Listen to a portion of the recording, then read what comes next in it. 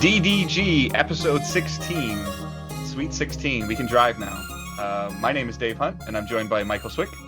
How's it going? And we have our first ever guest. And this guest is a giant pain in the ass, but he's a friend of ours. Josh Langford. Well, why don't you fire me? Let's save that for the end of the episode. Okay. There's a good idea. Yeah, use me up and then fire me. Okay. So we are Digital Days Gaming. We are a weekly podcast that releases every Thursday, and not on Twitch this week because we have some embargoed content to talk about, but you can follow us on Twitch for our live streams, so twitch.tv/digitaldaysgaming. You can also subscribe to the podcast at www.digitaldaysgaming.com or on any of your podcast services. If there's a podcast service that you use and we're not on, tweet at Michael and he will fix that problem for you. But I think we have it all covered. Yeah, pretty much everything but Pandora for whatever reason. You son of a bitch. I know. So, but yes, please leave us a review if you are able to. If you are getting the Patreon feed and you want to leave us a review on something else, you can do that as well. But again, you can just follow us through all the stuff that normally you would. I know we might have a bunch of new listeners to the first time in a while, so just the website, digitaldaysgaming.com, twitch.tv/digitaldaysgaming. YouTube, just search Digital Days Gaming, and Facebook, so facebook.com/Digital Days Gaming, and then just search Digital Days Gaming for the group, and you can join the group. There's about 80 of us in there, and there's a really cool conversations happening in there on a regular basis. And we are going to jump right into it. So, Michael, are we going to hit these questions first, or are we going to hit this news first? No, I think we should explain who Josh is for people that are unfamiliar that's a with. Good point. I'm not used to having a guest. It's been a long time. Yeah. So Josh is our former editor / co-host from PS Nation. We did probably like 30 plus episodes of PS Nation together, maybe 50. Did we? We did a full year with you, at least. It was almost a full year. So then that's at least 50. 50 episodes, yeah. Yeah, we did a year. We did an E3. And so, yeah, it probably was 60 or 65 episodes. Yeah, at least, yeah. So people that have been following me and Dave for a while have heard you before, but there are people that may not have heard you before. So we just wanted to bring you on because you are like one of our demanded guests. People want to know what's going on with Josh Langford. So what the hell have you been up to, man? It's been a while since your departure. It's been a while, yeah. It's funny. Once I was out of the podcasting business, I realized that I had all kinds of time on my hands, like all kinds of time on my hands. But I put all that time into family and a new job and everything, and I don't play games as much as I did because I don't have to. That's one of the sweetest things about it, where I don't sit down in front of a PlayStation or an Xbox or anything and go, fuck, I really want to play this, but I have to play this because I need to get this review done, and I should probably play this because we're going to talk about it next week. And I don't have any of that anymore. It's such a friggin' weight lifted off my shoulders. We don't really have that right now either. So that's awesome. We can kind of play what we want to play, and we can focus on what we want to focus on, because like we're still early on enough that we're not getting a ton of review stuff. It's starting to, we can see some of it starting to manifest now, but even then, just like communicating with some of the PR companies and setting the expectation of how we're going to cover this, because I don't know if you know this, Josh, and you might appreciate this, but Digital Days Gaming has no written content. That's perfect. Yeah. The only thing written is our descriptions for the episode. But you talk about like time, like not only were you on the weekly podcast, but you were also editing reviews probably like almost every day, or at least more than 5 a week at a certain point, which would eat up a lot of time. Days when I had the time, and then when I didn't have time all week, I would literally sit down, wake up Saturday morning, and do it all frickin' day until evening. but that's stuff that was behind the scenes that nobody saw. They just see when things get posted. They don't know how long all that takes. I was also, well, I'm not even going to get into that. There was other stuff that was happening. A lot. Yeah. No, I'll say it. You were in the process of redoing the entire site. I was, yeah. And he's not going to say it, but you were in the process of changing that entire site. Yeah. Which I had gotten the go ahead. Yes, do that and go ahead. And I started working on it, and I was really getting deep into it, and then I wasn't. So yes. Yeah. So that happened. Because Michael and I saw PS Nation 2.0, bits and pieces of it. Bits and pieces, yeah. It was a major work in progress, and it is what it is. What am I gonna do? Yeah, shit happens. Happens. So I mean, we'll have a handful of new listeners, but just quickly kind of go through your background of how you got into the gaming sphere perspective a little bit. Just I mean, nothing. I know it could be in a whole episode by itself, but. Well, all right. So I'm old, and I had an Atari 2600 when I was a kid. My cousins had an Apple IIe, or a 2, just a 2, maybe, like the original one. So those were my first games that I ever played, and I just kind of went from there, all the way till I started on an Xbox podcast, because we were all part of this community, and that was the only console that was untouched at the time, and PS Nation was part of that community, and Joel was on it with me, if everybody remembers Joel from PS Nation, and he does oh my gosh, my mind is blank. A Band of Gamers. Band of Gamers, yes. I was on that damn thing. I love it. That's actually a fun podcast, because they do music and games. But yeah, Joel and I were on the Xbox podcast with this other guy. He kind of wigged out, and we ended up on PS Nation randomly. And I was there forever. You were there. You were there the whole time I was there, and I was there at least 6 years. Other than Glenn, I was the longest tenured host on that podcast. It was around 10 years or something like that. Somewhere around there. But yeah, it's fucking crazy. So, but now I'm not. And now I'm living my life. Got the kids, hanging out, having fun.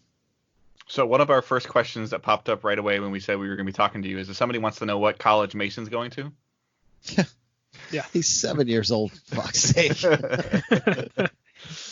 He's not going anywhere yet. Well, here, I haven't talked to you in a little while, but I'll blow your mind a little bit because I think you'll remember when he was born. Owen's 4. Jeez. Yeah, well, Zoe's 4, too. Oh, that's, yeah. Yeah, they were born right around the same time. Yeah. Well, Gray Malkin is 16, and Reggie, the other cat, is like 12. Yeah. So what have you? So since it's almost been a year. Has it really? Yeah, it was. We're approaching a year. Yeah. When did Days Gone come? That's how I remember. Yeah, it was right around Easter. It was around Easter, so it's almost been a year. So it's been like 10 months. Shit. Wow. What have you been doing from a gaming perspective at all? Like, I know you said you cut way back, but what does that mean? Like, I know that you always talked about like you enjoyed like opening up or just grabbing the Switch and laying down and playing for half an hour before going to bed. Oh yeah, I still do that. Funny thing is, like recently, what I'll do is I'll turn on the Switch and I'll go right into the shop and go into the deals and scroll through, and I have a huge wish list, and I'll go to the wish list and just scroll down and look for what's on sale, because it'll show you in the wish list, it'll show you like this is 50% off, 90% off, 99% off. You know, Switch has the absurd sales. Oh, it's like the indie library now, man. So. Yeah, and the sales, you can get stuff at like 90% off half the time. So I've been buying all kinds of shit and all kinds of dumb shit. I bought Solitaire on there, and of course I'm playing the fuck out of that. Because that's like a game. Okay, I'm done. I'm going to bed. Yeah, exactly. It's a simple thing, but you're never done and go to bed. You're like, fuck. All right, just one more. Yeah. We got to talk indie games later in what we're playing and watching, because there's like 2 indie games that I feel like you probably already own or don't know are available. We'll talk about that later. Yeah, so I've been playing a lot on the Switch. I was playing Grand Theft Auto 5 online on the Xbox and the PlayStation because I had to get my $2 million, yo. Did you guys hear about playing that? Online games is crazy. Yeah. Well, did you hear about that? No. What is this? You can still get $1 million if you go on, like, I don't know, maybe by today or tomorrow. Hey, don't demean our highly factual show. Don't do it. Don't be spreading conspiracy theory jitterish. No, what they were doing is it was a thank you to the community. And in the first week, like the first week of February, if you went online, you got $1 million dropped into your online account. And then the second week of February, you go online again and you get another $1 million dropped into your account. So that happened on the PlayStation, and it popped up immediately, and it said it everywhere. And I went onto the Xbox and didn't say anything. Nothing happened. I thought it was like everywhere. Maybe it still is. Because when you go on, it says it'll be put in your bank in 72 hours. But literally, when I went online for the PlayStation, it was like, boom, there's $1 million. Right. The Xbox, I don't know if it's going to pop up or not, but I was messing around with that for a little bit. The casino's pretty cool. I was playing blackjack in the casino. Nice. And they have a giant wheel in there every single day. When you go in and spin, you get one spin of the wheel. It's free, and every single thing on there is a winner. So that's their way to drag you in there every day to at least do something in there. Like a crack addiction. Yeah. Yeah, but I've been messing around with the Xbox and the PlayStation, and it's usually, Zoe will want to watch me play something, or like we were playing the Adventure Time game the other night, which is buggy as fuck. Oh, it's a shame because it's really cool, but it's really got a lot of bugs. But yeah, I mean, that's it. Every now and then when I get the chance, and it's usually with the kids. Have you been paying any attention to next gen news at all? Off and on. I mean, I'm not really on social media. I'm almost never. Twitter's the only thing I was ever on, and I'm almost never on there. Yeah, you go through fits and starts. I see you like tweet. He logs on, hours. drops like 4 gifts, and logs off for a month. Yeah, basically. Pretty much. Yeah, I'm aware of all the idiots saying this is what the PlayStation 5 is going to look like. That's a dev kit, you assholes. It never looks like the dev kit. But they're all, doing their renders saying this is it, our exclusive on what it's going to look like. So let's hit a couple hot buttons that I would really like to, and Michael, chime in anytime you want, but there's a couple things that sparked in my head I would really like to get his thoughts on quickly. So the new Xbox is called the Xbox Series X. Yeah. It's rumored to have 2 separate SKUs at launch. Mm-hmm. What's your first thought with that? I think the PlayStation's going to end up doing the same thing. Okay. The name is kind of dumb, but at the same time, I see where they're going. Mm-hmm. They're just making it like Windows. It's now just Xbox, and this one is the Series X, and the next one is going to be the Series M and the Series, whatever. They're going to play it off that way because their whole naming scheme has been fucked up forever because they could not put out an Xbox 2 when Sony was putting out a PlayStation 3. Yep, so they just started right back at the beginning. And yep. Going that way. And then the other one that's jumping in my head right away is they've announced that there will be no Xbox Series X exclusive games for the first 18 to 24 months. I saw that. So pretty much what we're understanding that to mean is we obviously know that all these studios that they've purchased which now there's another question I would like to talk to you about. But the multiple studios that they've purchased are going to make games that are going to come out on Xbox One, Xbox Series X, and PC for at least the first year and a half to 2 years. So from your almost semi-casual perspective now, do you see any reason to purchase a Series X at launch? So when they say, all right, maybe I missed that. What I had heard, or what I had gleaned from my skimming headlines. Yeah, no, I mean, this is the first time that Michael and I have got to bounce off somebody that maybe isn't playing as much. Okay, yeah. So what I took that to mean was they were not going to be making any exclusive games for the Xbox for like a year. I didn't think that meant there will be games that are only on Xbox but also on PC. So I thought no first party or Halo party. Halo 6 is holiday 2020. Oh, okay. It'll work on Xbox One, and it'll work on Series X. Okay. And PC. Okay. And it'll be on Game Pass day one. Yeah. Yeah. Well, that's awesome. Hellblade I got 2 Game Pass for like the next 6 years. Yeah. Hellblade deals. Yeah. Hellblade 2 from newly acquired Ninja Theory, now owned by Microsoft. Is that multi-platform? No. No, it's okay. Well, it depends on what you consider multi-platform, because PC is another platform. Well, yeah, I don't consider PC because my PC is like 12 years old and I don't give a shit. Yeah, so Microsoft purchased Ninja Theory. They own them, and they have now essentially funded their development of Hellblade 2 because they own them. So, but Hellblade 2, our understanding right now is Hellblade 2 will work on Xbox One, Series X, and PC. Okay. Yeah, I mean, you know what? They have been so far behind this generation. They've not won. They've come in third place every generation. Honestly, if you look at the numbers, when you do worldwide numbers, they've come in third place every single generation. And the other half of Microsoft has been trying to kill the Xbox off for years, but they've been able to hold on and been able to keep it going. I mean, I've got no problem with that. It's funny because Sony is like Horizon is coming to PC, and allegedly, I think it is. Enough people confirmed it. It's almost a guarantee. Yeah. Nintendo, who was it? One of their games, like Bayonetta 2. No, it wasn't Bayonetta 2. It was another game that was a Nintendo-funded exclusive. Wonderful 101 is coming. Is that the one? Okay. Yeah. It's kickstarting, yeah.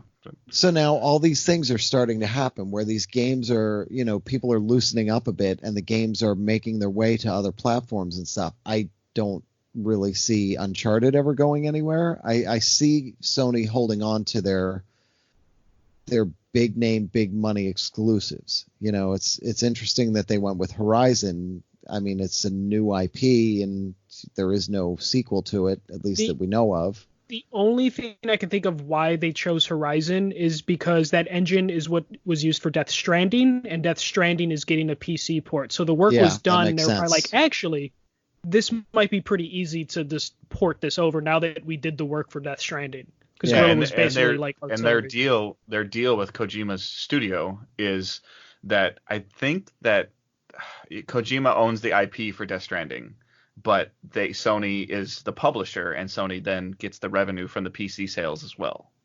Yeah, when it goes on the Epic Store in April or whatever. Mm-hmm. Yeah, that's good. So, and I would assume that would be the same thing. Somebody will probably, if not Sony, will publish Horizon on PC, and the money will funnel to Sony, which could be just their long-term future proofing themselves. Which is what I think Xbox is doing as well with getting all the studios that they have, purchasing all the studios that they have to make it so that the focus for Xbox, and we've been talking about this for months since we launched DDG, but the focus for Xbox is their software. The hardware is just a thing. Yeah. Yeah, software and services is their goal. I mean, that's why Phil Spencer last week is making headlines he said his competition isn't PlayStation, Nintendo, it's Google and Amazon. He's looking at the billions, why, the other kind of manufacturers are just looking at the millions. He's looking at everybody in the world, and the way to do that is software and services. And that's why Project xCloud works pretty well. I've messed around with that. The Game Pass on PC is like really important to this podcast, at least, because that's why we started to play PC games again. It's just like that's what their plan is, and Sony will have to change. They all need those new revenue streams, and that's why they're all branching out, because and Sony's been able to sit back on it and really take sort of a more insular approach. Like we don't really need to, because they've had must plays. Yeah, we've had must plays, and they had the PlayStation 4 is what now? Is that now the second highest selling console of all time, or close to it? Something like that. Yeah, it's definitely approaching like top 3 territory. It's at 104 million. Yeah. It's over 100 mil. So. Which is insane. I mean, when you've got those kind of numbers, you don't have to worry about, let's make our games multi-platform. Where when you've got Microsoft's numbers, you have to get the money from anywhere you can. Yeah, I mean, we're going to put it out on 2 consoles and a PC. Yeah, we haven't seen a number for Xbox One in a long time. And the rumored numbers are still only barely getting over 50 mil. Yeah. So that's Sony's got them 2-1. When the 360 came out and it was all over the PS3, it was like dominating the PS3 in North America. Those were the numbers you saw every single week, every single month. They were crowing about it. And when the Xbox One came out, they were crowing about it until suddenly Sony just took off like a shot, and suddenly you did not hear any Xbox numbers ever again. Because they'll be happy to tell you everything when they're in the lead, but when they start falling behind, they shut up quick. So here's no, go on. Sorry. No, I've got nothing. Go ahead. Okay. I was gonna ask, since you aren't really keeping up with like the latest greatest, you're kind of just playing whatever you want. Are you interested in next gen consoles? Are you still a day one console buyer for new stuff? Most likely. I mean, I'll get it just to get it, because it's going to have not like I have a 4K TV, but it's going to have a 4K drive in it. You hope. No, it will. I'm sure it will. No, they said it will. They already the did. Xbox will, and I think Cerny PS5 they said PS5 will. Yeah. They said it's going to have it. And it's going to have the solid state drives in the back. Yep. That's where things are going to get interesting, because that whatever that was, that patent that everybody saw, that everybody thought, is this new cartridges for a portable? I think that might be their own special say the swappability that I was talking about. You said I was crazy. You said I was crazy, Michael. He's going to say you could swap your GPUs. No, not GPUs. I think that's going to be swappable drives, basically. Oh, darn it. Because the solid state drives, that's great, but you've seen just on the PS4, how 2 terabytes external isn't enough. Drive. 2 terabytes is never enough, and you know how expensive a solid state drive is. See, I was thinking they're going to sell swappable solid state drives that are PlayStation branded, that work specially. Just pop it in, pop it out, and it's beautiful. I was thinking 2 things that next gen might do, and one of them is, instead of releasing like PS5 Pro, that they would just release a swappable component that you could, like, essentially like a GPU that you could put a different. Don't know. I know. Yeah. And then this would be too risky. And then the other one that I think is going to happen, and this one I truly believe, is that like CD Projekt Red has come out and said they have no next gen plans for Cyberpunk 2077. Like they've delayed it till September, and people thought they were delaying it till next gen. And I just feel like, similar to how the Pro works in terms of, and all the Ubisoft games that are coming out later this year are going to do this as well, is that the game is going to be a PS4 disc that you put in a PS5, and it's just automatically going to look and run better. It probably will, because on all those discs, they've been doing this for years, where they'll put 4K assets and then they downsample them to run on the system. Well, the Borderlands Game of the Year edition actually released a 4K texture pack that you had to go into the store and get. It was free, but you had to go get it. So like for me, like I didn't have any use for it because I don't have a 4K display, but somebody else, they could go get it and their game would run better. But I think that that's just going to kind of happen with next gen, like automatically, because there's like Ubisoft delayed like Watch Dogs Legion.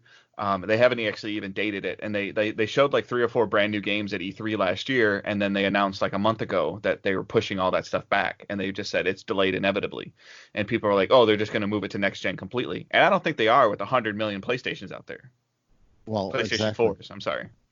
Yeah, and that's why the end of a console generation can be fun, because you've got developers dropping things. They all know how to work the system. They all know that there's that many people out there with these systems. And I mean, God of War 2 came out while the PS3 had already, after the PS3 had launched. And was struggling sales-wise, and it's like, man, if it really had some software like God of War 2, it would do significantly better. Well, yeah. I mean, still on par to come out on current-gen consoles, Josh. That's not out yet. And keep in mind that these new systems are believed to be coming out Halloween-ish time, Halloween, Thanksgiving time this year. We don't have Last of Us 2 yet. Yeah. We don't have Cyberpunk. We don't have Avengers. Ghost of Tsushima. Yeah. There is a lot of games that they're fitting into these next 7 months. But those were the ones. Like I was saying, Tsushima, I was like, I could see that going to next gen. Yeah.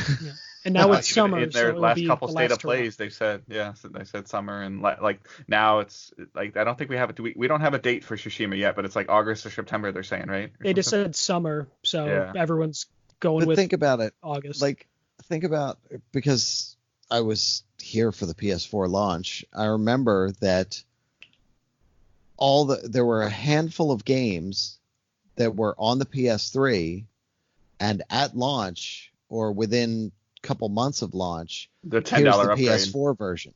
Yeah, and they let you do the $10 upgrade. Yeah, Ubisoft, like Assassin's Creed 4. Yeah, Black Flag. Yep. Black Flag, and there were several games like that where Battlefield 4. Yeah, I expect things like that to happen again. But see, I don't think that you're going to have an upgrade, Josh. I just think it's just going to work with the backward compatibility, because that was the problem, is that PS3 games didn't work on PS4. Yeah. But now PS4 will work on PS5 and Xbox One will work on Series X. And that's what I'm saying, is that what you're saying, you just put it in and you'll get the upgrades right there, and it'll just be better. Do it. Yeah.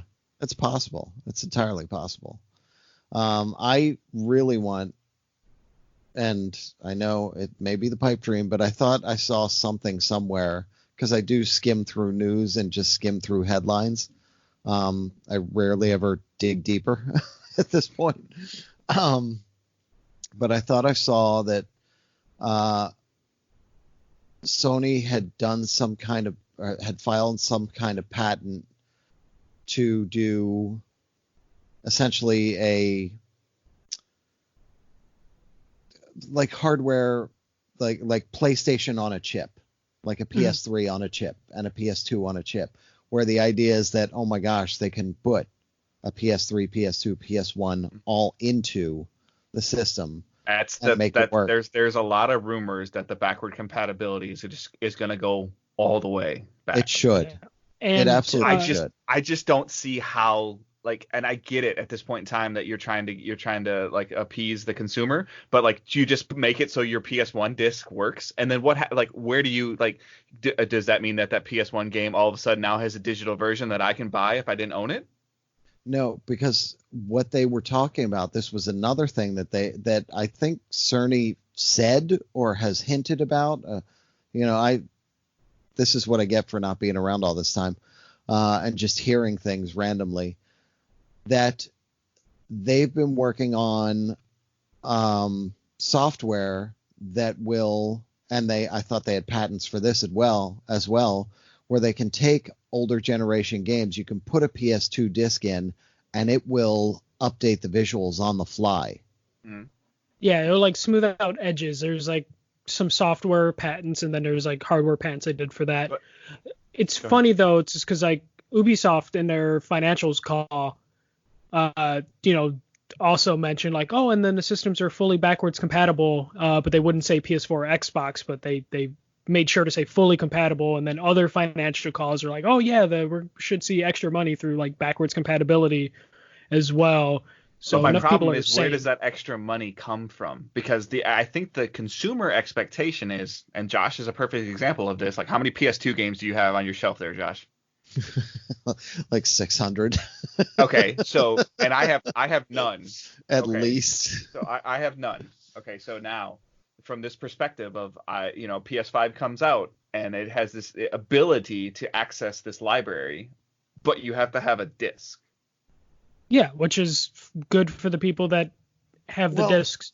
But there's no money there. Because there's no money there. PlayStation Now is where your money is. Yeah, it gives someone like Josh a reason to buy the next gen console because he has a huge library of games, and it's like, oh fuck it, I can get it a big box. Because Josh probably, this is what he says, I do, probably doesn't have his PS1, PS2, PS3, PS4 hooked up to his TV right now. He probably has a couple of those in a box. Of course. Well, the PS1 not. Yeah. But the PS2 plays the PS1 stuff, so I do. But if you were told, hey, the PS5, all of that stuff works, your disc works, you're going to be like, cool, I could put that shit in a box and put one thing under my TV, and that's a reason for him to buy. And that's fine, and I agree with that, but it's only if my PS Now subscription or whatever other service they're going to do gives me access to the same 600 games that he can access to with a disc. It won't be that because they have to rework licenses for those 600 games, and there's like over 2,000. But wouldn't they have to rework a license to make the game look better? No. So most likely it'll be like upscaling that you get when you put a DVD in a Blu-ray player, where it just upscales the resolution. It's not going to change the visuals significantly. It's just going to be an upscale, smooth it out so it looks good on a I just think from a consumer standpoint, it's a slap in the face that because Josh collected games better than I did, that he has a better library than I do, and I can't play those games now. But that's the same thing of just like, oh, I've spent 99 cents to get a cape in Destiny, and you didn't. Like you had to earn it. Like that's the same thing. It's just like because Josh has those games and you don't. But that cape was always accessible. And those discs are always accessible. You just have to go find them. Yeah. The discs you can go into, there's used game stores everywhere. Yeah. Go to GameStop when they go out of business next year and buy everything at their fire sale, man. The real money from this is when they do renegotiate licenses to get digital copies of games on there. Money. And then if you do that and you want to sell like external SSDs, you're going to fill those fuckers up real fast if you buy a bunch of digital copies of all your PS1, PS2, PSP, PS4 games. Well, I mean, the PS1, they're not going to be more than 650 megs, No, I know, but like in terms of like if they go crazy and put that all there and there's flash sales on classic games every week, you easily will burn through like a hard drive, depending on how big the externals will be for it. Especially my PS4, my 8 terabyte hard drive and the 2 terabyte internal, half my shit isn't downloaded because I've got no room on either of them at this point. It's fucking ridiculous. He's got 10 terabytes of content. He doesn't. I got more than 10 terabytes of content. That's the problem. I have 2 terabyte internal on my PS4 and a 4 terabyte external. They're full, and I only have 200 of the 400 games that I own on there. Yeah, it's crazy. Crazy. It is. And then imagine if they renegotiate licenses to get a bunch of PS1, PS2, PS3 games on there. See, I like the idea, though. I like the idea, if this is what happens, that I can take my PS1 disc and pop it in and play it, my PS2 disc and pop it in and play it. I would love if this full backward compatibility idea includes PSP. And I know they can't really include the Vita. They could include some of the games on the Vita, but they would have to just do the whitelist of the Vita TV games. Yeah, and that's the thing. There are some games that you can't do because of the controls. Yeah. Unfortunately. But PSP doesn't have that problem because PSP is essentially a screen slapped on a DualShock. Yeah. They would just have to a mono shock. Yeah. Yeah. But yeah, it's possible. On a controller, damn it. I don't miss your autocorrectiveness, but you're good. But the thing is, like, and it's funny that Patapon 2 finally just came out. It's a Greg Miller project. It's weird that got dropped finally, because when I was sitting with the guy, I don't know how many E3s ago that was. 3. And he was showing me Patapon and Loco Roco, and we were talking about it, and I was like, this is amazing and how upscaled and beautiful it is. And he's like, literally, we put one guy on it and he's got it done in a day. And he's like, it's not that hard to do. But nobody bought him. That's the problem. Yeah. Yep. And that was the same thing with PS2. Remember, they did the PS2 classics and everybody was excited. Nobody bought them. And half of them were upscaled, like GTA San Andreas, which is they did exactly 12th version I bought.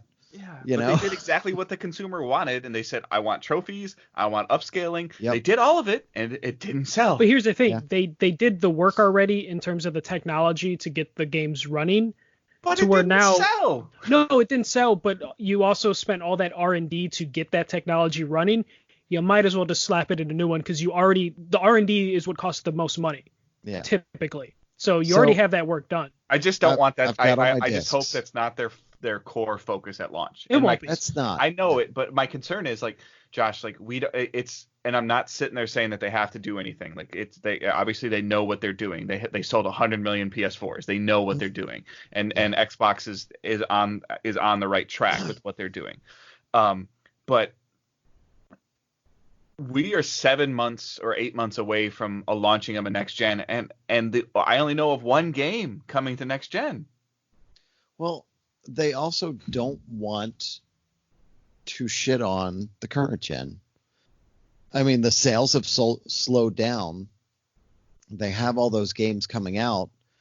They're being super strategic, because they're also waiting for Microsoft to announce the price so that they can undercut them by $100. That's the rumor too. Yeah. Like they're doing that. Absolutely. We talked about it last week, Michael and I. They're playing a game of chicken. Who's going to swerve first? They are. And Microsoft is going to E3 and PlayStation is not. Microsoft will probably announce it there, may or may not give a price, and then Sony will come out a week later and go, yeah, ours is $100 cheaper. you know, that's what they're waiting for. But I think I like this better, though, because I don't like, you show things off too early and people shit all over it for one reason or another. You show things off too early, you get Drive Club. You show things off too early, and you have the Killzone fiasco and Lair and all these other things, where everybody saw Killzone. Which one was it? Killzone 2, and said, "Oh my gosh, this is the best game ever." And Sony didn't clarify, well, this is just running on not really what we're going to use, but what we're aiming to use.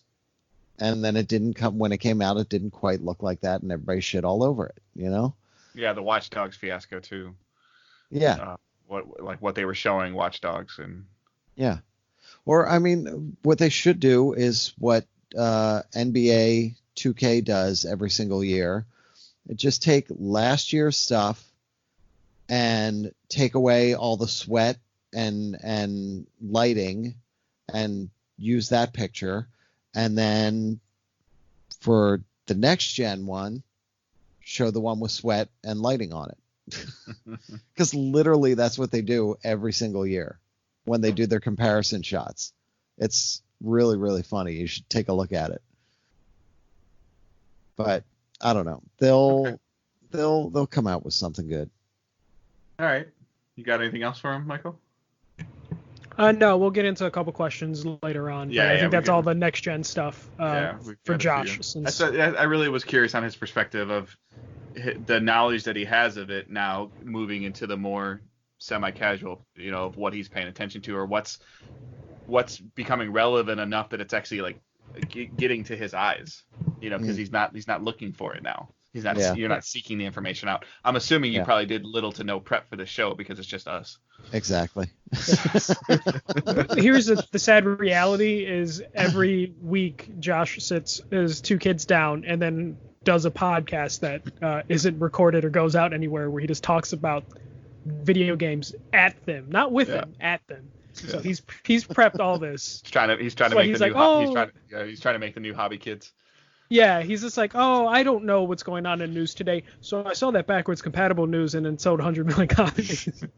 You know, if you guys want World of Tanks talk, just bring my son on because he knows game backward and forward. It's friggin' insane. He's moved on from Minecraft. Holy shit, dude.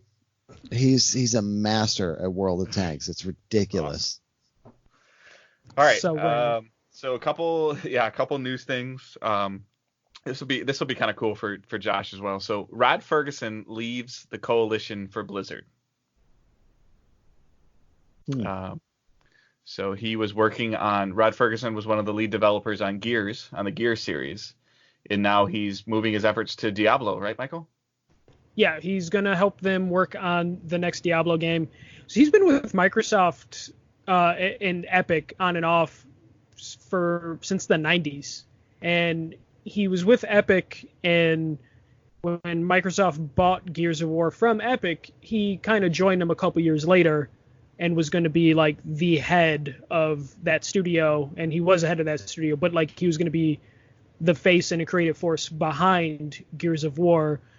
The last couple Gears of War games have been kind of mixed or just haven't hit that well, and now he's moving on to Blizzard, who could probably use a little bit of help, but Blizzard's in a weird spot right now where it seems like that long Activision takeover is finally getting into Blizzard enough. It's a long process, and he's joining them to hopefully straighten the ship a little bit for Blizzard, who are just kind of in a transition period right now. And it's kind of a big deal. Blizzard is doing everything in their power to be like, yeah, Activision owns us, but they're just the money. Like, we're still us. Yeah.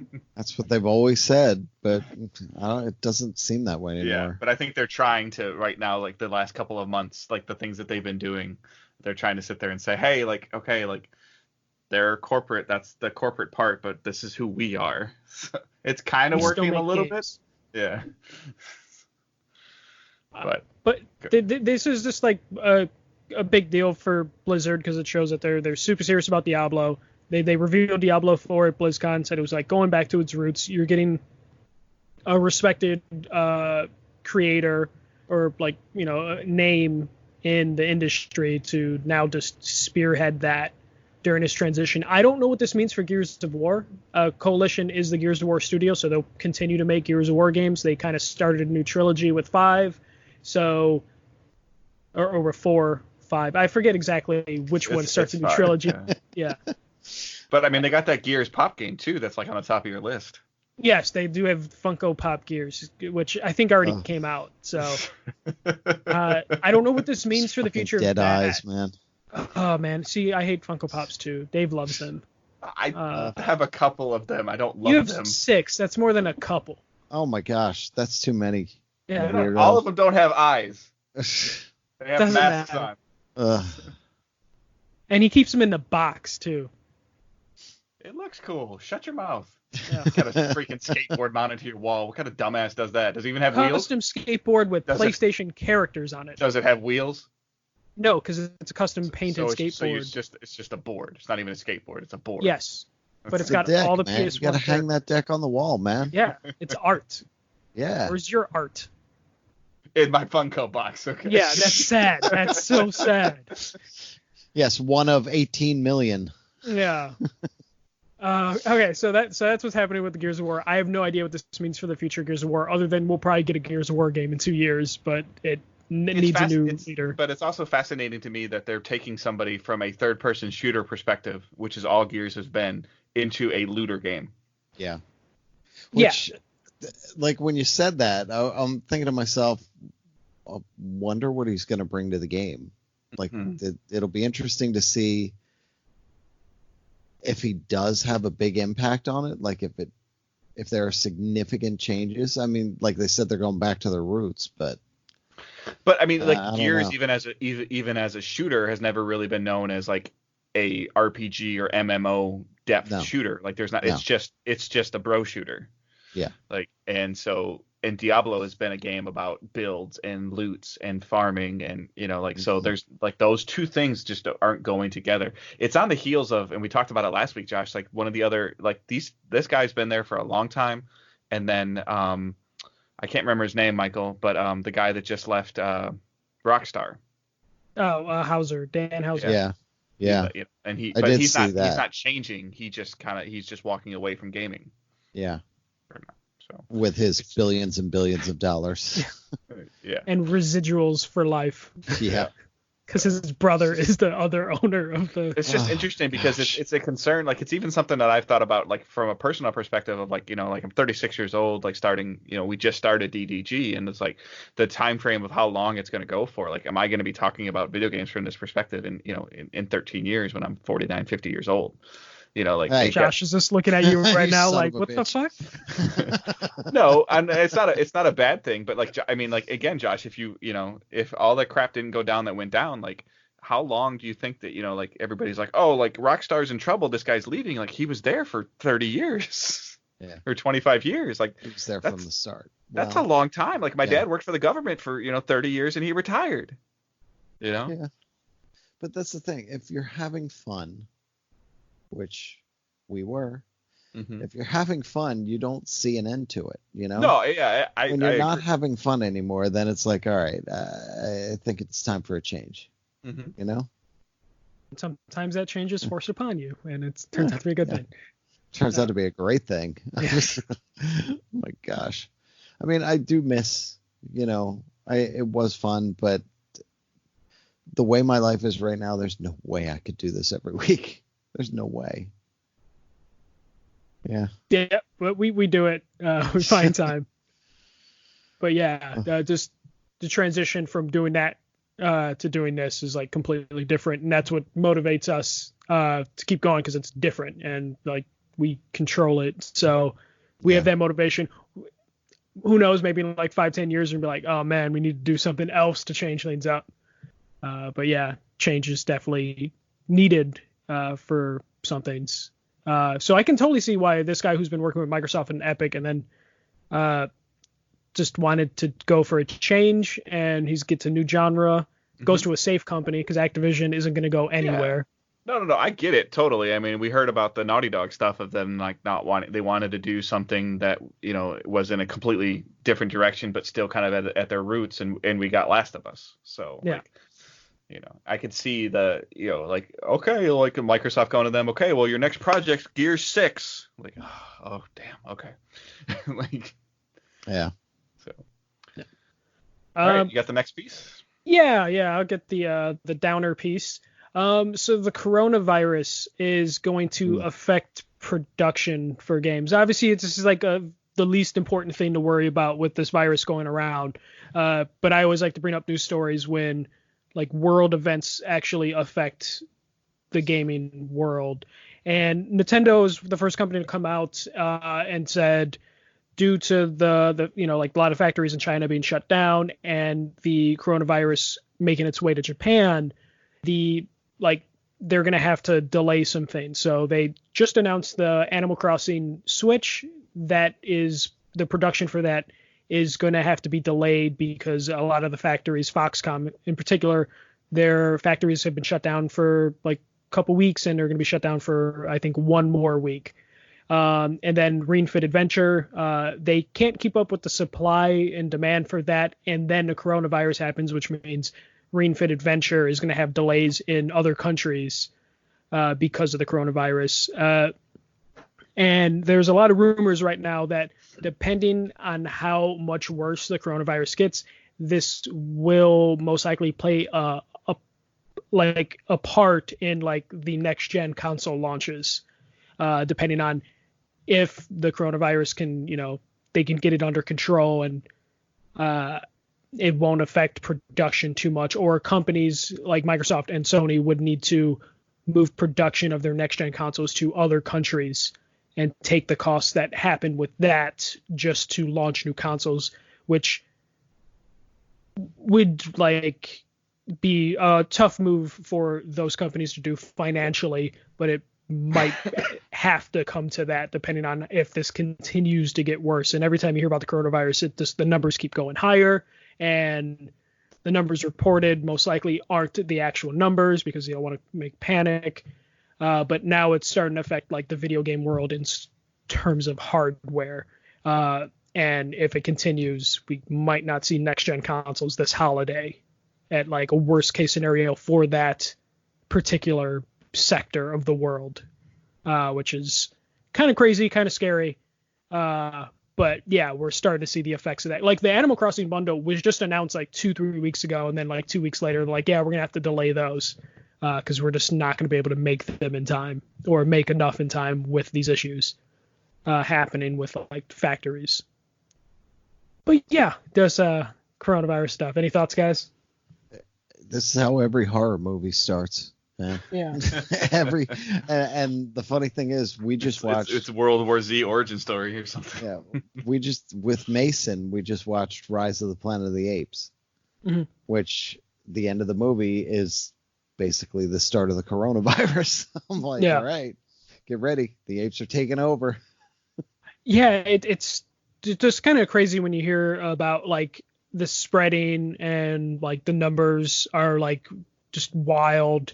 And then you'll just, there's, you know, in the US, Canada, there's been some, you know, like reports of, you know, people coming over and having the coronavirus, but it hasn't really affected a lot of people outside of like Asia. And now we're starting to see some ways it could affect us. Even if it's something as dumb as like our Animal Crossing box won't be here on time, but those are the slow things or the small things that you will start to see from an outbreak like this. And you know how much worse it will get for other countries, we'll find out. But this is like the little things, the unimportant things that get affected by something like this. But yeah, just thought that was an interesting news story to bring up, especially someone like me. I was excited for the Animal Crossing Switch. I was debating on the Animal Crossing Switch. I'm in the market to get a Switch, like, and so it's like still don't have one. No, he doesn't, right? And we're not locked into a single platform here. Like he's messing up. I'm locked into a wallet with 3 kids. Yeah, that'll do. Sell those Funko Pops. One of them is in college, for the record, and the other one's going to college. He'd have to sell like 60 Funko Pops to be able to afford a Joy-Con. See, what he does is he just sends his kids out to destroy the other Funko Pops that he has. So he has the last Funko Pop. Yes. Okay? Yes. Do that. No, and then he's set. Yeah, get the new Switch, the updated one with the better battery life. Yeah. I know that much. So. Yeah. No, Dave's gonna fuck up and he's gonna get the old one. No, he's gonna get a light. Well, no, that's not gonna happen because I don't want something called a Switch Lite that doesn't switch. I don't. My hands. I don't want a handheld. I'm past. I want a controller and a TV.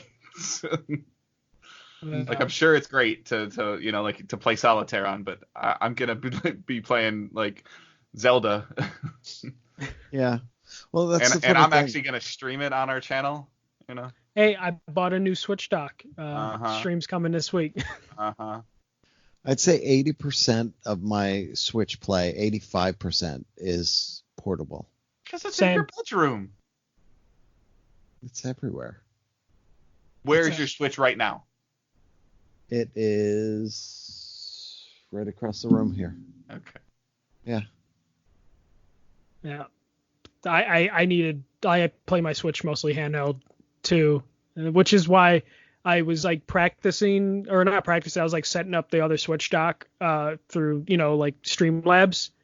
And then I had to play with like my Power 8 controller, and I'm just like, oh fuck, I can't play Switch games with the controller because I'm just used to the Joy-Cons on the side, and it felt so weird to where I almost feel like before I stream, I'm like, let me play this game for a half hour before I start the stream, because playing with a normal D-pad and analog stick combination is just so foreign to me at this Can't point. you just take the Joy-Cons and put them on that like thing and then play? Like, don't they snap into a holder? They do, face. but it's that still feels weird, like, because I'm holding like this hand up.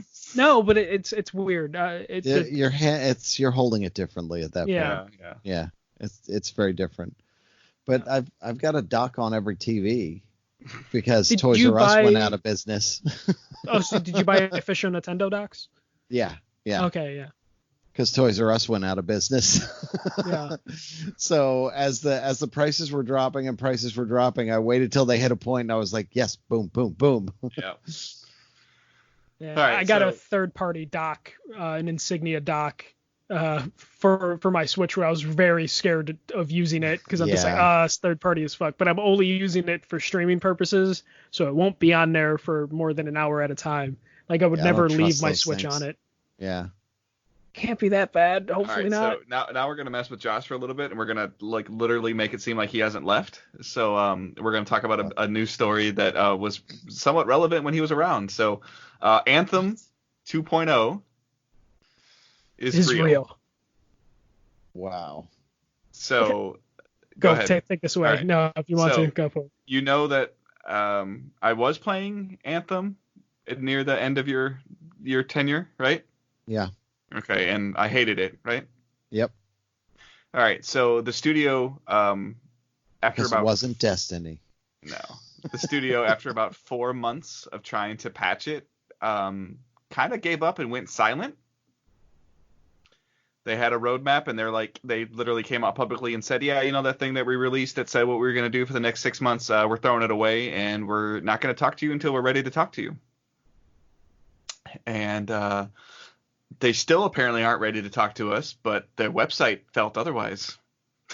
Yeah, Casey Hudson, one of the heads of BioWare, the general manager, I believe is his official term, said they are going back to the drawing board with Anthem. They're still going to do events in the meantime, but they're basically going to work on all the fundamentals. They're going to work on a more satisfying loot experience, better long-term progression, a more fulfilling end game. And then there's going to be also other fundamental things being done to the game, including potential new worlds for the game. And this was reported on in like November, December, of a complete breakdown of the game, that they're just going to just scratch it and then kind of rebuild the game from the ground up, which is why when Anthem was going out on sale for $5, I should have fucking bought it, because it sounds like they're just gonna. You should still just go buy it, because I'm sure it's cheap. So yeah, and they didn't get into the details other than that they're going to work on those things that are very big things to work on. And they said, hey, while we're working on this, there's still going to be events, store refreshes, of course. And past seasonal events will store refreshes. Yep. Yeah. The microtransaction store is still going to be there, guys. It's okay. Yeah, don't worry. And then seasonal events will still happen. Why they're doing this work to basically make Anthem 2.0. I didn't even know they had seasonal events in Anthem. They do. It was snowing in the winter. So. Oh yeah. Wow. So, yes, Josh, since we last talked, like that we've heard like just crazy things about BioWare and people leaving BioWare and how it sounds like EA was like just literally like just putting the screws to them to make this game how EA wanted them to make it and not what they wanted to make it. And now it sounds like BioWare is like, hey, look, we did everything you told us to do, and this is what we got. Yeah. The vagueness with this and the lack of a roadmap scares me, that this is just them silently saying, bye guys. You can't access that post anymore either. They took it down. No, it's back up. Okay. They were getting so much traffic that it killed their blog site. Oh.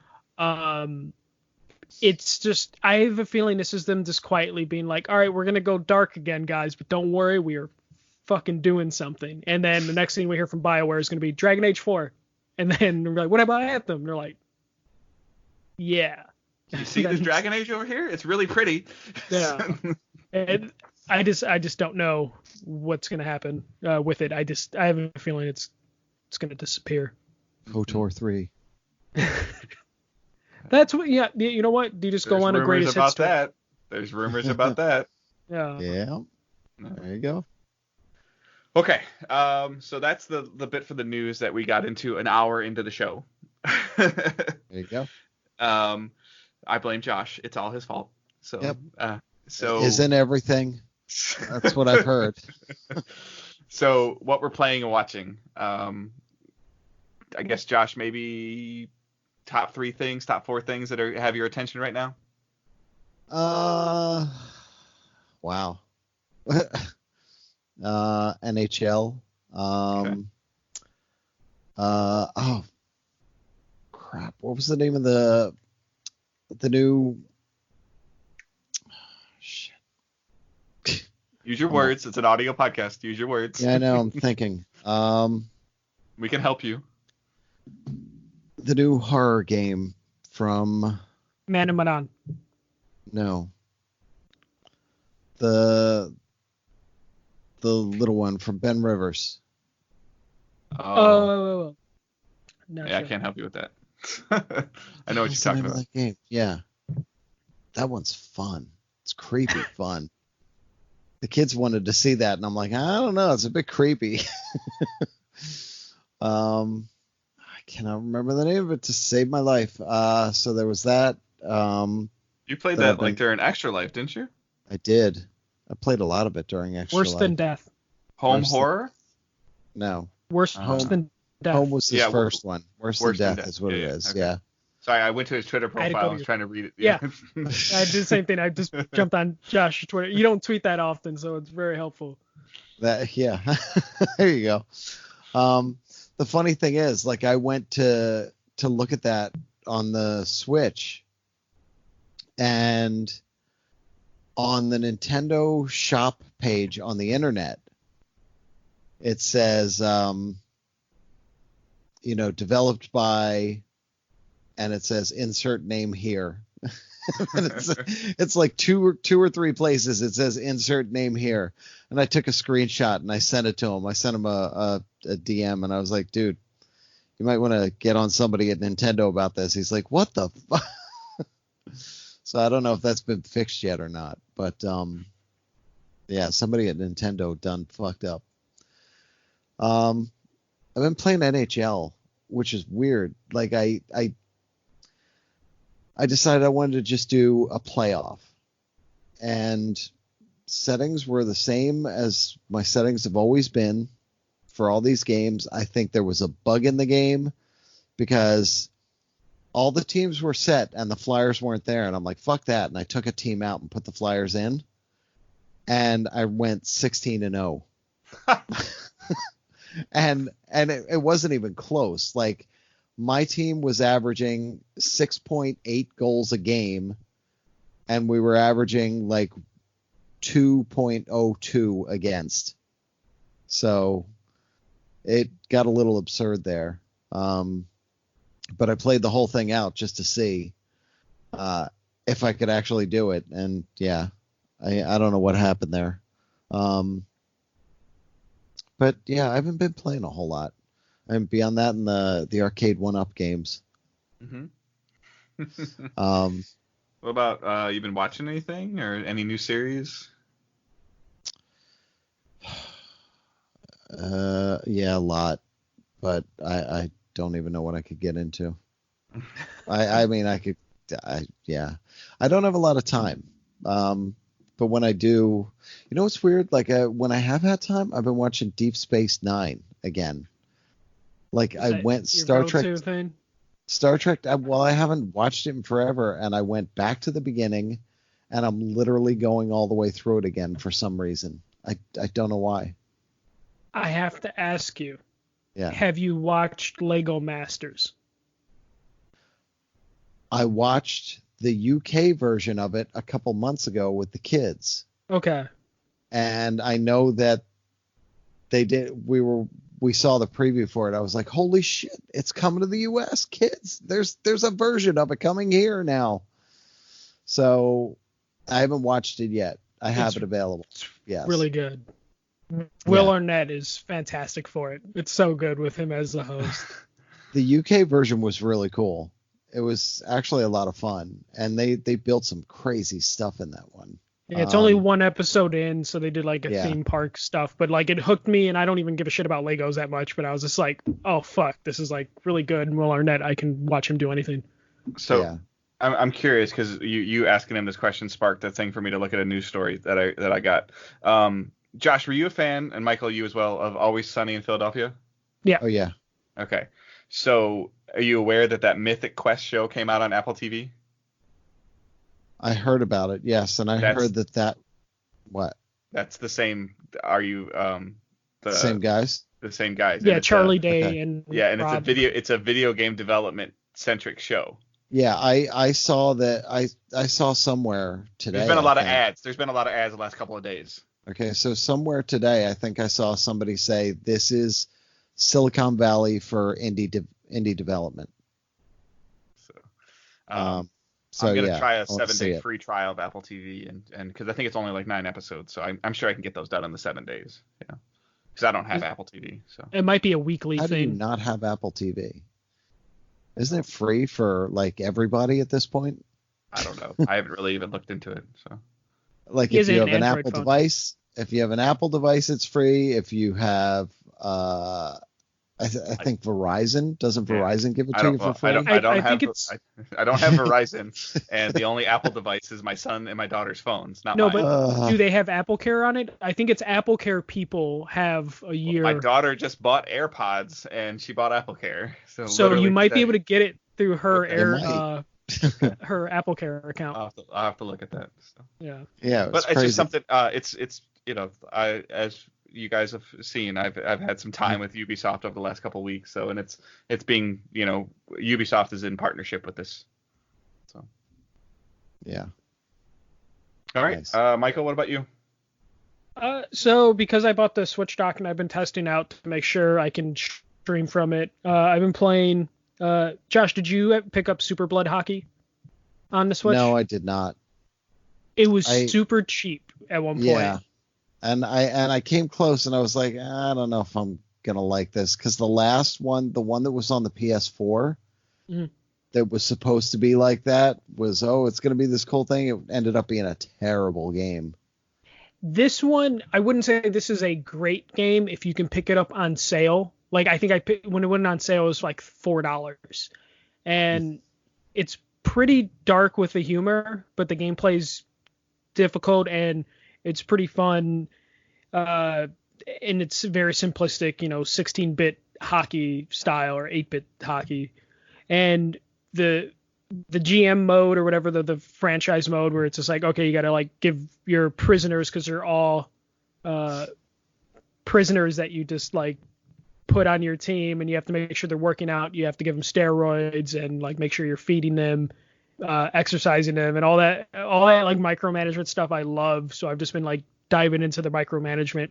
The game is actually pretty difficult. It tells you like there's a certain way to play it if you want to be successful in like scoring a goals. It's like you better, pass the puck often enough. You can't just, go straight shot to the goalie. You have to make sure you're moving the puck around, basic fundamental things that at least when I see like a pixel art game that's like a throwback, I kind of play it simplistically. It's like, no, there's like some nuances and depth to it in order to be successful at it.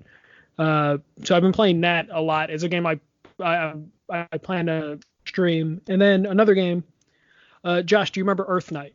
These are games that I've talked about pretty frequently the last like month or two. But Earth Night, that came out on the Switch, and it came out on PS4 just like a couple weeks ago. I've been replaying that because I want to stream that.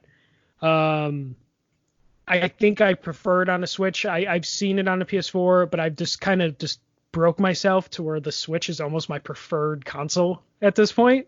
Me too. Just because of the portability. Yeah. Just the portability of just like, oh, you know what? Sarah's playing The Witcher. I'm just gonna take the Switch and play that. I was playing The Witcher on the Switch. I was playing Black Flag on the Switch. Yeah, I can't do that to The Witcher. The Witcher's too pretty to put on the Switch, but it works. It works. So I've been playing Earth Knight and then Super KO Crush still. And I kind of just been doing what you do, where I just go to the deals page. And then when I find a game that's like less than $5 that doesn't look like it's a cash in, I end up just picking it up. So I'm just constantly, like, every time they update that store, I'm just looking at other Switch games, to where I've been just turning my PS4 off. I don't even put my PS4 in rest mode anymore, like, because I just don't care if the updates hit it, to where even when I do want to play on the PS4, fuck, I can't play because all the updates. Yeah, I will say then he complains that he wanted to play COD and he couldn't because there was 2 patches. Yeah. Then you pick up your Switch and you play while it's updating. While but then updating. But then at that point in time, like, he gets so much into what he was playing on the Switch that he forgot that he was going to play the updated game. Yeah, I gotta make sure I do my dailies for Tetris 99 and shit, and it's just like just constantly on the Switch. And I haven't even got any of the big boy games like Zelda or Mario Odyssey. Like, I've just been doing like bite-sized indie games. So I've just been. Did you pick up? So 2 games that I saw at some indie thing in New York, like 3 years ago, 4 years ago, whenever it was. They were supposed to only be coming to PC, and the one was built for the Switch, and it just came out within the past 6 or 8 months. Finally, the one was Graveyard Keeper. I do have that. I have that on PC. And I wanted to pick up for it a up little while on on PC, wasn't it? Yeah. Yeah, I talked to the guy that made that for a while. He's a pretty cool guy. But he made that whole thing, I think, pretty much by himself. Mm-hmm. And the other one is Track Her, a Dual Hand Disaster. No, I'm not familiar with that one. That is a fucked up game. That was another one guy did this, and you're literally, your left hand has almost like a shmup going on. Your right hand has sort of an exploration thing going on, and you have to control both of them. Terrible. It's insane. You think that, but once you try it and once you get into it and get a handle on it, it's insane that you're going back and forth, because you can leave the one side for a little bit and go do the other one. Okay. But you have to not too long before you get overran. Yeah. Okay. You have to manage both of them, and it's fucking crazy. It's a good game, and it was actually, I spotted it and I was like, oh my gosh, there it is. It's finally here. And it was on sale. I guess because I only look at the sale page. Maybe it's been out for 2 years. That's what happened with Super Blood Hockey. I didn't know it came out in like April of last year, but it was on sale for $4. So I was like, oh, let me pick this up. I didn't hear about this, and it's like, shit, keep getting me with that. I do pop into the new releases though, as much as I can, because I'll spot like the arcade archives. Mm-hmm. Like they pulled up track. No, it's because Josh has been gone long enough that maybe those games that he saw might be coming out tonight. Yeah. But like the track and field is on the arcade archives now. But even with that, like I immediately just favorite the thing or put it on the wish list so that I can go right to my wish list and just skim down the wish list and see what's on sale. Josh wants the load a high feature. Wish list load a high. Yeah. That'd be great. Problem with the PlayStation's load a high is that they don't take the sale price load a high. Yep. They take the original price load a high. It's all avatars. So then everything is all fucked up and you don't know what you're looking at. Yeah. It's worth and then the last thing I've been playing is just Ring Fit Adventure almost every night, just getting super into that constantly. I have to get that. Especially Sarah's been like using it way more than me, and she's been beating my high scores to where like if there's certain, and then that's enough motivation for me of just like, oh, I got to get my high score back, and just having some scores to where I can't get them. I can't get the scores, and it's just like driving me crazy. So I'm just like, all right, I gotta work this out every night and see if I can get this high score on this arm workout. And then gonna be buff chasing a high score. Yeah. Well, and then another thing that cracked me up is Up Up Down Down, which is a YouTube show or a YouTube channel that's run by Xavier Woods from the New Day Wrestling. And he and a bunch of other wrestlers have been playing Ring Fit and posting their high scores that they get in Ring Fit Adventure. And I'm doing the exercise and I'm like, okay, so I beat that wrestler's high score. Let me see if I get that wrestler's high score. And it's just been like, what might be even scarier is that Sarah's beating all of those scores. No, she is. She's like halfway in the middle of like all these professional wrestlers with their scores, and it's like, what the fuck? I gotta step up. How much is that? It's like $60-$70, something like that. 70, I think I got it for. Okay. So it wasn't too bad. It's really fun. That comes with all the peripherals though, right? Like there's yeah. Yeah. It's a Pilates ring, the game, and then the band that goes on your leg.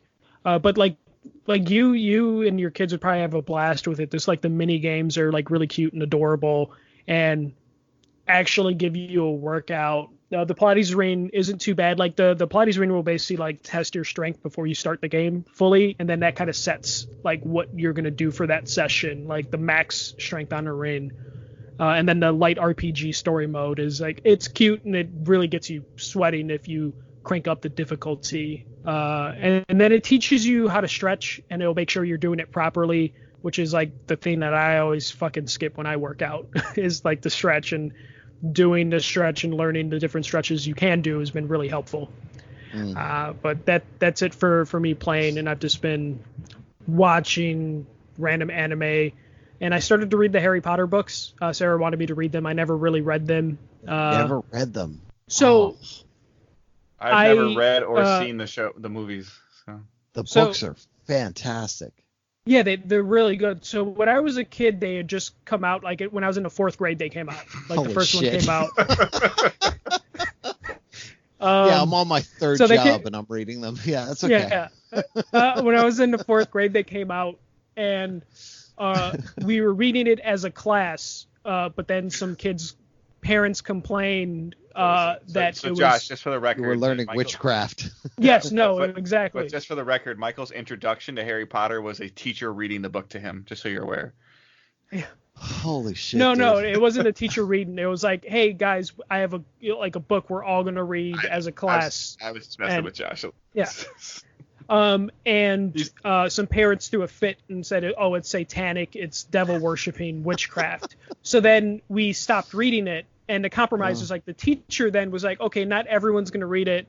I'll just, read a chapter here and there as like a compromise. And then the parents complained against that. And then we just couldn't read it. And then I had a couple teachers that were like, you cannot have a Harry Potter book in school because of all the other kids complaining. So then I just kind of fell off of it. Witchcraft. Really? Yes. And I was Chicago public school. You wouldn't think that was a thing. But it totally wasn't. Depends on where you are in the country. Yeah. It's crazy though. So like I just kind of fell off of it, and Sarah loves the books. So she's like, oh, you read them, and I've been reading them. And after we finish a book, we watch the movie, kind of criticizing the movie because the book's better every time. Yeah. But that's just how it is. So I'm on the 3rd book right now. Just started it. It's like 2 chapters in. So going through Harry Potter right now in my 30s. So that's cool. Still good. Still holds up. So you read the entire book and then watch the movie right after it? Yeah. That's cool. Yeah. That's what I was doing I had seen Game of Thrones, like the first couple seasons, and then I read the books, and I was like, it made it a lot easier that way, because I was like, oh, now I can keep track of all these 62 characters that are in the first 10 pages of the book. Yeah. And then it just never happened. You're still waiting. Yeah. But that's it for playing, watching, and reading. Nice. Dave? All right. So for me, it's been very light. I had a corporate visit at work, and then right after that, I had inventory. And any of my free time was doing a little bit of prep work for my Division 2 coverage that's on the site. It's on the podcast feed and on YouTube now. So I'm not going to go too crazy into that. I'll cover it on my spotlight in our spotlight just a little bit. But I have been playing more of Horizon Zero Dawn. I hit level 18, so I started playing that about 2 weeks ago, Josh, 2.5 weeks ago. Nice. On stream, so I've been streaming it on our Twitch channel, and people have been kind of helping me out and hanging out a little bit. I did one of like the first cauldrons, I think they're called. That thing was hard, clearing out that cauldron and overriding that, like kind of like descending into the mountains and deep into the caves. So just trying to get a good understanding of like leveling up the bow and using the right mods, and really it's a little bit more strategic than I was expecting it to be in terms of like where to hit the mechs or the dinosaurs, and what to use on them and when to use it. And also still kind of like I run into situations sometimes where I'm trying to figure out, am I fighting against bandits? Am I fighting against machines? Am I fighting against both? Like the story is progressing for me. And even the people on the stream comment and stuff like that too. It's a gorgeous looking game. Like it's a really, really good looking game. And even as old as it is now, quote unquote, it's still on par with probably some of the best looking stuff on PlayStation. But that's one of the ones when I went to see the PS4 Pro reveal, they were showing us, they were like, yeah, all the 4K assets are already there. Mm-hmm. And we dumb it down for the regular PS4. So for the Pro, it's just there. And they were like, look, and they would zoom in on all the different bits of all the creatures and everything, and all the lighting and all this stuff. It was insane to look at. And that was how many years ago? Yeah. I didn't have a ton of time to watch anything. I kind of wish I would have caught some of these XFL games, because it sounds like they had a pretty good opening weekend. Like, I think the first number I heard for ABC was like 3.5 million people watched it on Saturday. And 6 people were at the stadium, apparently, in New York. I mean, it's probably not the smartest thing to put it in the NFL stadiums, but at the same time, they're already ready with, like, they're already built for a football field, and like Bree's like, put it in a soccer stadium. Like, well, then you got to reline the fields, and so whatever deal that XFL was able to get, like, yeah, it sucks, but I mean, for the record, not very many people go to the football games in LA either, the NFL games. That's true. Got 2 teams and not enough people for a single team, really. Right. So, but it looks like it was intriguing in terms of like the kickoff changes and the extra point changes and the pace of play. Like, I think it kind of might be up your alley, Josh. I remember years ago, stuff you were complaining about is how long an NFL game took, of how actual action it was. And up until the 2-minute warning. Do you remember the number? You said something crazy, like the game's on for 4 hours and it's only like 8.5 minutes of playtime or something. 13 minutes of playtime, whistle to whistle, in in the average NFL game. 13 minutes of actual action on the field. So one of the things the XFL has is up until the 2-minute warning, it has a 100% running clock. Nice. When they kick the ball off, neither team is allowed to move until the receiver catches the ball on the kickoff. That's interesting. And then when you score a touchdown, you have a choice of going for 1 point from the 3-yard line. You run a play, and from the 3-yard line, it's for 1 point. 2 points is from the 5, and 3 points is like from the 12 or the 15. That's interesting. Yeah. So it seems like some of the stuff was, it appeared to be working. Obviously, it's week 1, and last year around this time when the AAFL came out, people were like, oh, this is going to work, and then a month later they went bankrupt. Yeah, that happened the first time the XFL happened. First it didn't go game bankrupt, of the XFL. The first XFL pretty much did. They had to close shop after one season, but it was like the first week the ratings were super high, and it was like, oh, this is going to be really good, and then it just plummeted every week, and then they killed it. There was a lot of gimmicks with the XFL, and it seemed the first time, and it seems like that Vince McMahon seems to have hired some of the correct people to have some longevity to this. The AAFL got bailed out by the Jacksonville Jaguars owner, to where he made them have enough money to play week 3, and then they couldn't fix the problem by like week 5 or whatever. So Vince McMahon has enough money to sustain this for multiple years if he chooses to. I think they The number is this season they'll lose 300,000, 325,000, and they hope that number will go down every year. So. Yeah, but I mean, even ABC was surprised by the ratings that it drew on the opening weekend. Now, yes, it's good. Is it going to go down? Yeah, it's going to go down because some people checked it out just to check it out. But people didn't know it was happening. Yeah, I was listening to some I had stuff no too. idea. I heard about it. I was like, wait, what? Yeah, I was listening to some stuff too, and somebody brought up a good perspective though. Like, you'll leave, like ABC will be on a Saturday or something like that, or ESPN's on a Saturday or Sunday, and then all of a sudden the game is on, and you didn't realize it was on. Like it's a much bigger network than with the AAFL. You had to like dig to see, is it on CBS Sportsnet or whatever it was. So, I mean, it'll be interesting to see. I didn't get a chance to catch any of it because I was at work counting stuff. So, wrong apparently. Yeah, no, for the good of the company, but we're going to jump into some questions. These questions are sent to us using hashtag AskDDG. And this No. Ask Digital Days. Ask DDG is a rapper hashtag, which I need to transition people to not use Ask DDG. Oh, okay. I'm sorry. All right. So Ask Digital Days. My bad. I think Maine did it. That's why. So this is going to be a Josh centric one, and we're going to kind of rapid fire some of these. Oh boy. Okay. It's not that bad. Stefan on Facebook writes, first of all, ask how he has been and what he's been up to, which we pretty much covered. Yeah. And then can you tell us what secret project he was working on in the last weeks of PS Nation, which I think he's hinted at that. Has anything happened? No. Yeah, no.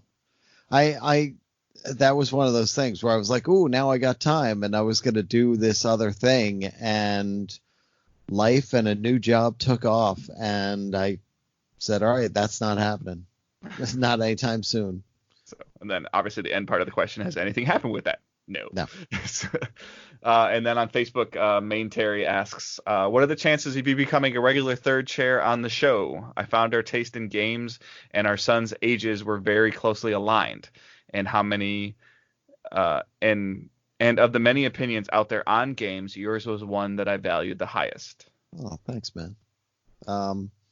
But yeah, not likely. I think we might be lucky to get Josh on here once every 6 months. I could do that. I was going to try to stretch it and say once a quarter.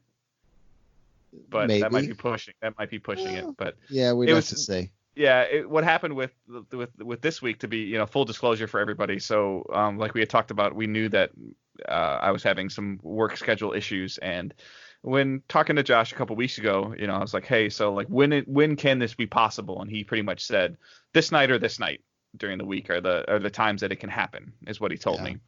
And so then Michael and I decided that we were going to record on this day, and I'm like, you know what? I'm just going to text him and see what he says. And he said yes.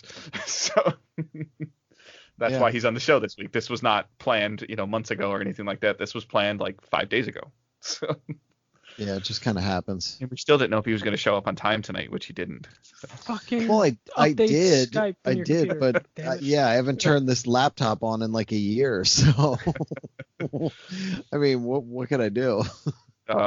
You opened it up. My Days Gone reviews. They're ready for you to edit. And then I joked on this question, but it was a legitimate question. Randy Pinnock asked, "It's been so long. What college is Mason in?" So what is he thinking about? Where is he going this summer? This fall? Obviously, he's going to go to George Mason University. Yeah, I doubt it. I don't know what he's doing. Yeah.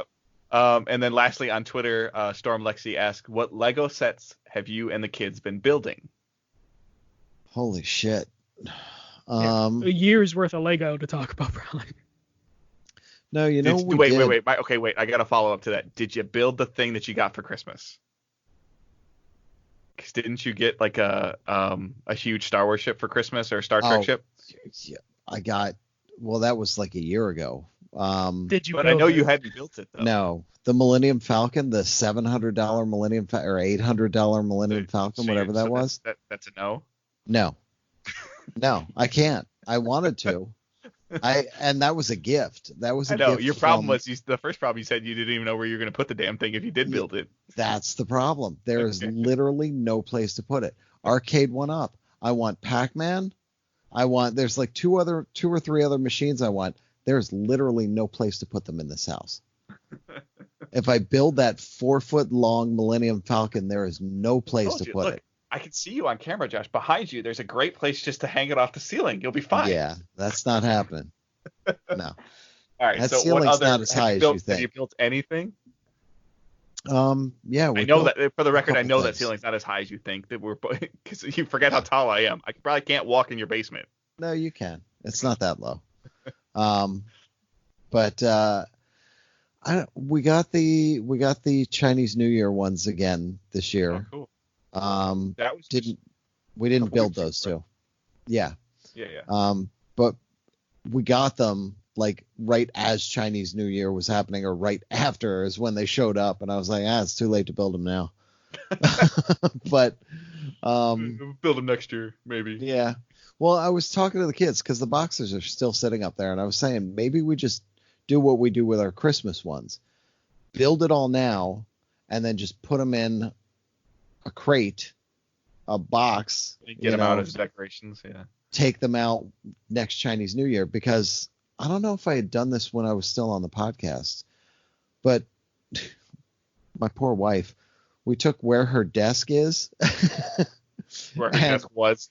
Yeah, in that area behind her desk, well, like in front of her desk where she would have to walk to and sit, is an entire Lego city. Okay. That was built. With the Josh's wife gets to be Godzilla when she goes to her desk. Well, she can't. She can't go there anymore.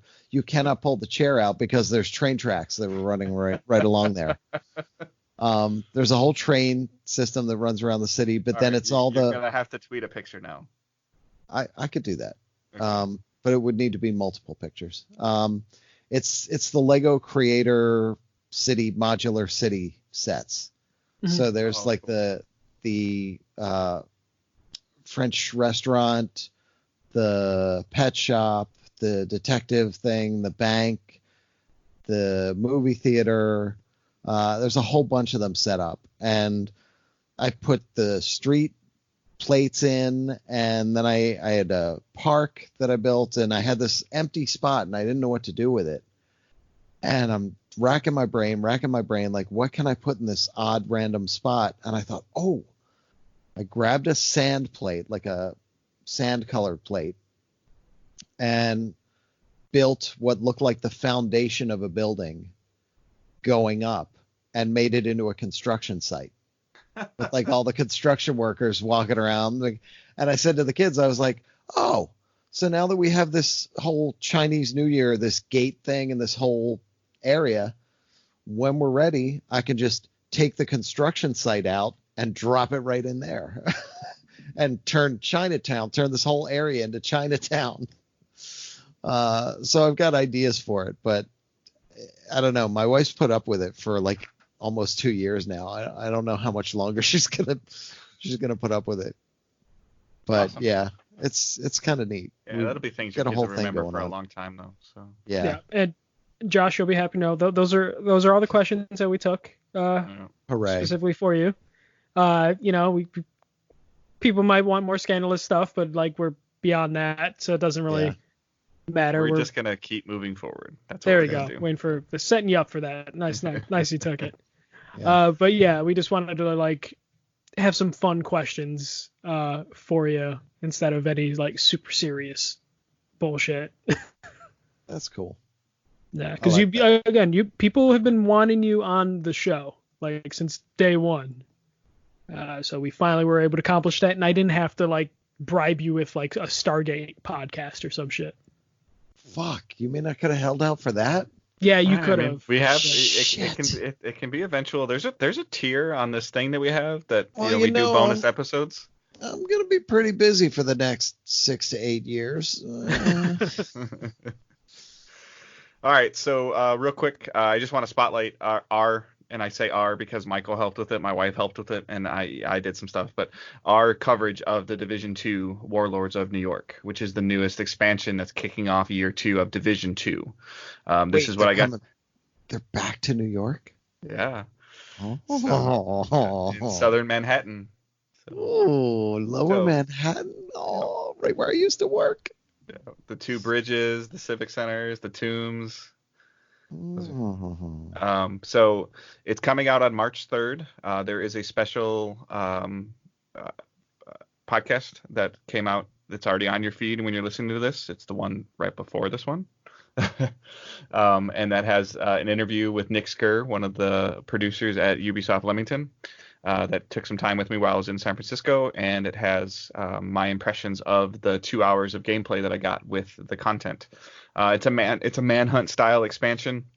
There's a rogue agent you're chasing, and you're gonna go after his 4 lieutenants first. And as you take down his lieutenants, you get to take their skills and incorporate them into the game. So kind of like a Mega Man style thing where you defeat a boss and you get its weapon. And then that will also give you the intel that you need to go after Aaron Keener and stop, the bioterroristic weapon approach that he is taking. So, long story short, it's more Division, which like I've mentioned in my impressions piece is not a bad thing, and it's Division 2 in New York. So it's some of the gameplay changes they made with Division 2 going back to New York. And it's also kicking off their seasonal content that they're going to release Warlords of New York on March 3rd. And then a week later, they're going to start releasing seasonal content, which will help with your, what to focus on in your end game. They're removing gear score from the game, and they're streamlining. They're doing an RPG streamline of the game, of making it more accessible and easier to maintain and manage. Not as much about your gear score or your skill build, making those things a little bit more easier to use based on player feedback.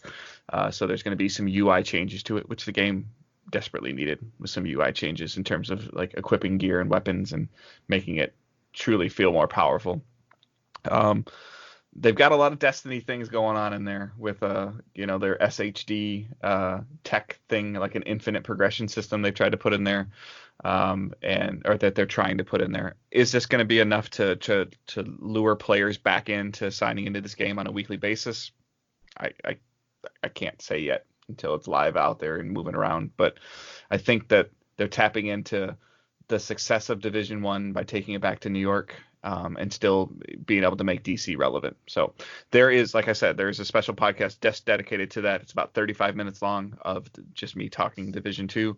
There's also 2 YouTube videos on our channel, youtube.com/digitaldaysgaming, where you can look at those. They're very similar to the stuff that's on the podcast. However, it is over the gameplay that I got to capture at the event. So you can see New York and see the mission, one of the missions that I went through. So please check that stuff out. Feedback on that is very important to us. If it's something that you guys really like to see, it is something that I would like to do some more of with other games. And I know Michael and I talked about it, even with some stuff that he would be doing with maybe some indie focus that he's been looking on. And if you just want to hear him or I talk about a game for 15 or 20 minutes over footage, like, let us know. But please check that content out, even if you're not a huge fan of the Division, just because it's important for me to know what you guys think and how you feel it was structured. So that's very important to me. So I would love to see some feedback on that. So with that in mind, that is a wrap. One of our longer shows, which is to be expected with a third voice on the show. What? So you're kicking me out already? Yeah. Yep. Nope. Yeah. Gotta let you go. You've done exactly what you used to do, and it is almost 2:00 in the morning for me, Josh. There we go. So. Yeah. Me too. I know. I'm gonna be up to take the kids to school. Yeah, I don't. So. This cat has been waiting for me to go to bed too. Yeah. It's just been sitting right here, just like let's go to bed. Real quick, just a couple social recaps. So you can reach Josh. He won't pay attention, but you can reach Josh at PJFJosh on Twitter. I see it every once in a while.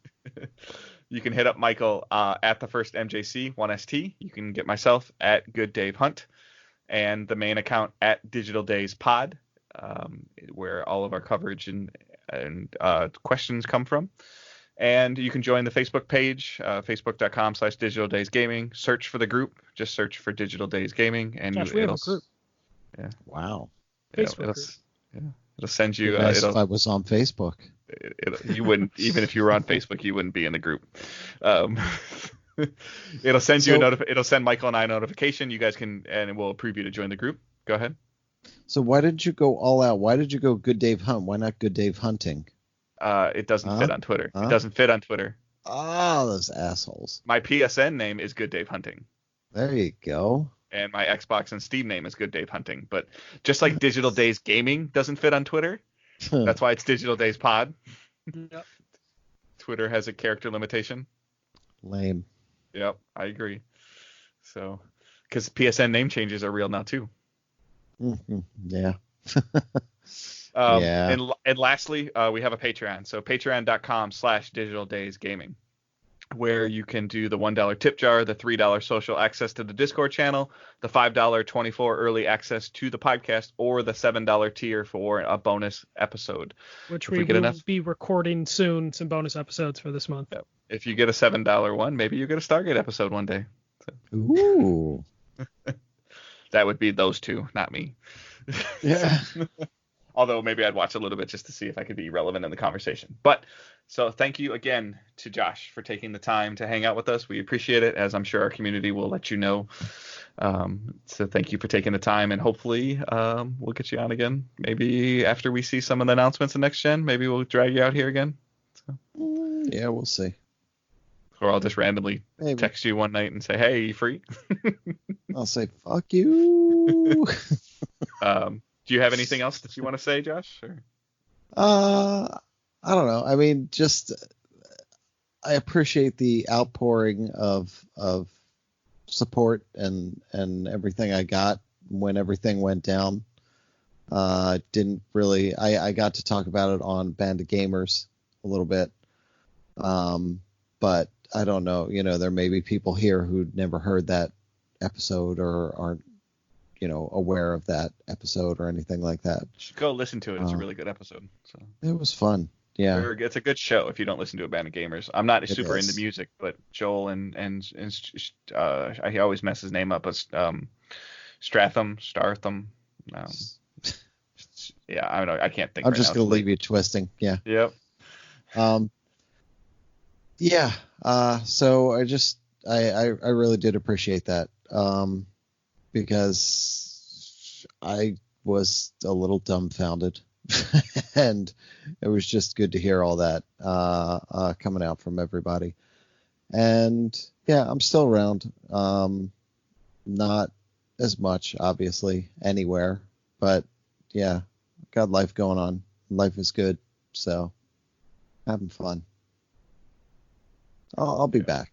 He's been there. I'll say that now. Yeah, he's been there. He's been there, and he's been there for me.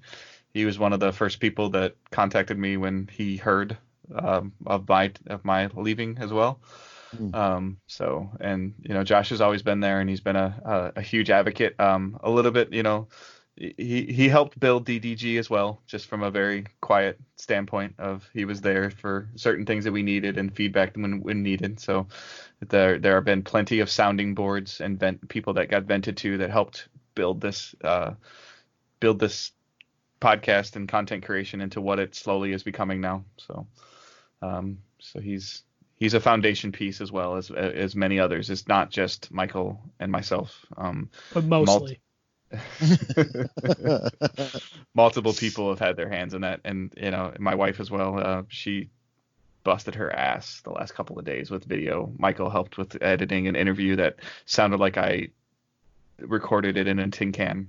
So, and he did a great job. So I appreciate that. And everybody's like, teamwork makes the dream work is a corny thing to say, but as Josh has mentioned multiple times before, where life is good, life is good for us as well, I feel, and it's much less stressful. We're doing this on our own. And for those of you that think it was all sour grapes and things like that, and we were only in it for certain things, like, why would we stop? Why wouldn't we try to continue what we were doing if we were only in it for certain rewards? Mm-hmm. But that's about as deep as I'm going to go on that. So, all right, Michael, you got anything else? No. Just I do plan to stream this week using the Switch. Bullshit. As long as this dock works and Dave does two-step authentication with me, I should be good. Yeah. That's been fun, Josh. So he has half of the two-step authentication. I have the other half. Whenever he needs it, I'm not available. Whenever I need it, he's not available. Fucking partnerships.